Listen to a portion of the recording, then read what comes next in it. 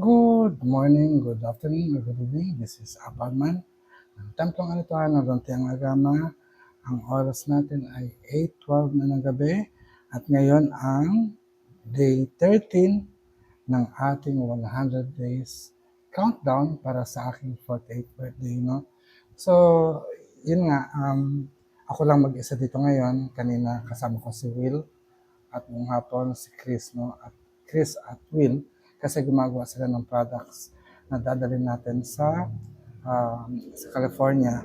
Mga ilang araw na lang po yun. Pero kasi sa Sunday, ang huling klase natin for the meantime sa Hilot Binabaylan Alignment Training with Gian and Mamang Yoyoy.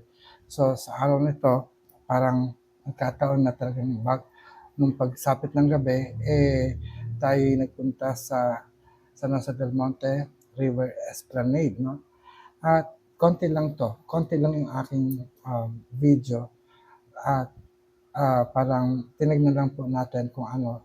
Dahil kasi gabi, so makikita natin maraming liwanag and everything. Doon dapat ako kakain, kaya nga lang hindi ko siya nagustuhan yung mga pagkain doon. So kumain tayo sa may University Heights, sa may malapit sa Bulacan State University. At doon, nagustuhan ko din kasi meron silang ino-offer ng kare-kare, no? At nagustuhan po natin. So, sa araw na to, ipinapanalangin natin ang mga ilog, sabi dito, at karagatan. At naaayon naman kasi nga ang diwata natin ngayon ay si Diwatang Sirinan ng Snake Tribe sa Northern Luzon, no? At siya yung diwata ng mga ilog. At nakita ko sa kanyang pamamatnubay siya yung diwata ng pag-agos at pagdaloy. So, parang ano nga lang, no? Yung buhay natin ngayon, we ride on the flow sa waves, sa agos ng buhay. So, kung saan tayo dalhin, ay doon tayo mapapadpad. But then, tulad nga ng ilog, no? Ito ay lagusan, ito ay daanan, ito ay pathway patungo sa malaking karagatan. So, dumaraan siya sa mga paliko-liko, no? Uh, Papasok din to ng kagubatan. Pero tulad nga ng pagsakay natin ng river ferry, sa ferry, katulad sa Ilog, Pasig, no? Merong mga destinasyon na tayong dapat pupuntahan. Dapat siguro tayo bilang isang tao manlalakbay sa mundong ito, alam natin kung saan tayo pupunta. Although, medyo delikado kung you just ride with the flow, minsan hindi na rin natin alam kung saan at baka mayroon na rin tayong pabalik, no? Pero ganun pa man, kung saan ka sumakay, doon ka rin sasakay pabalik para matuntun mo ang iyong dinadahanan.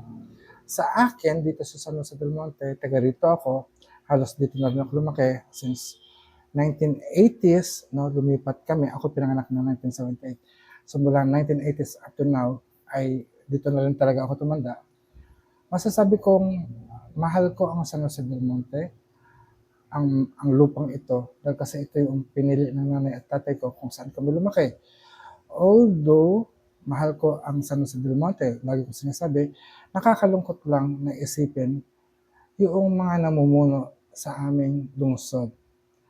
Ngayon, kanina, habang ako'y nag-i-internet, no, nakita ko na parang ikinulong yata, dinakip sa Engineer Kalahati, which is isa sa mga pioneer ng Barangay Francisco Musnara na ang natutuwa ako dito sa, yun lang, natutuwa ako sa Barangay Francisco Musnara na para kaming pamilya, no, malaking pamilya, extended family, na ang bawat kapitbahay natin, namin noon, o yung talagang taal o pioneer ng Francisco Musnara, ay parang magkakapamilya, magkakapatid, magkakamag-anak.